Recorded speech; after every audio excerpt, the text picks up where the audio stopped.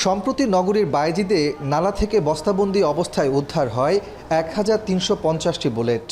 বড় বুলেটগুলো AK-47 সহ ভারী অস্ত্রে ব্যবহৃত হয়।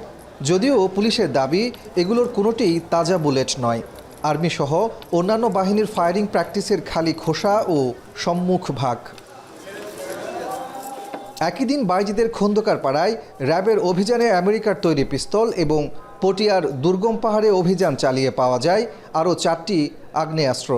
পরদিন হালিশহর এলাকায় টেপ মোড়ানো আরও 2টি বিদেশি পিস্তল ও বায়েজিদে বিদেশি অস্ত্রসহ 2 জনকে গ্রেফতার করে পুলিশ।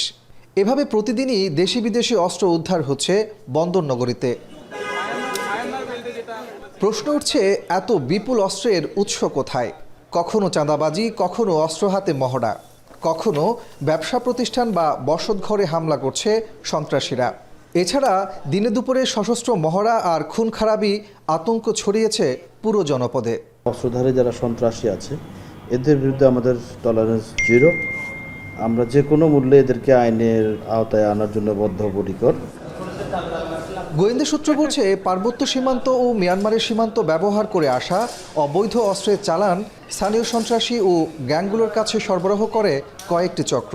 গত 17 বছরে রাজনৈতিক ছত্রছায়ায়ও অবৈধ অস্ত্রের ব্যবহার বেড়েছে দাবি করে পুলিশ বলছে, গত 1.5 বছরে চট্টগ্রাম বিভাগে AK-47 সহ 1,191টি অস্ত্র, 10,674টি গোলাবারুদ এবং 1,639টি রাইফেল উদ্ধার করেছে পুলিশ।